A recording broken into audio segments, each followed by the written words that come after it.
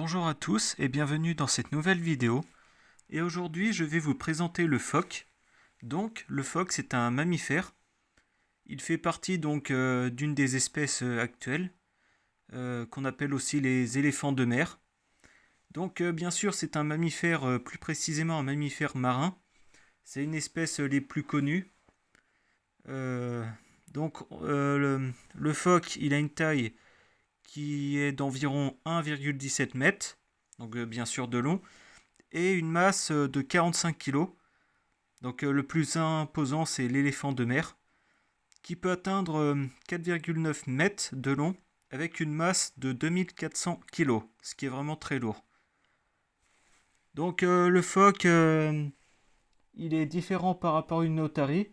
Donc on a certaines différences comme l'absence de pavillon au niveau de l'oreille.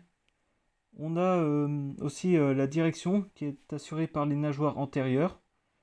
En dehors de l'eau, le phoque peut se redresser sur ses nageoires qu'on appelle pectorales. Il a aussi un... Comme les cétacés, les phoques, ils ont perdu certains pigments au niveau de la rétine. Ce qui fait que dans l'eau, l'eau leur apparaît bleue, ou pas bleue, justement. Ces deux groupes d'espèces sont assez éloignés. Donc on peut aussi appeler ça une évolution convergente, avec un avantage adaptatif. Donc pour ce qui est de l'alimentation, le phoque sont des chasseurs. Ils adaptent leur régime alimentaire carnivore aux conditions locales. Donc ils mangent surtout du poisson au niveau des plages là. Donc ils mangent aussi une grande variété de mollusques, de crustacés, de céphalopodes aussi. Et peuvent aussi manger des manchots. Donc ils ont moins de dents que les carnivores terrestres, bien sûr, mais leurs canines vont être quand même très puissantes.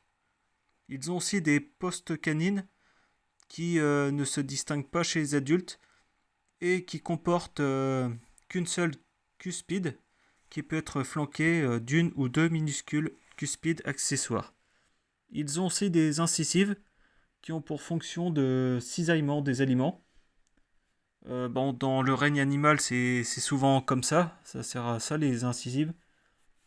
Ça permet. Là, on a les canines aussi, donc qui permet de déchirer les aliments et ce qui prépare donc ainsi à écraser par les postes canines. On a les jeunes phoques qui sont nourris par un lait riche en matière grasse. Donc c'est en lien avec la stratégie de reproduction K.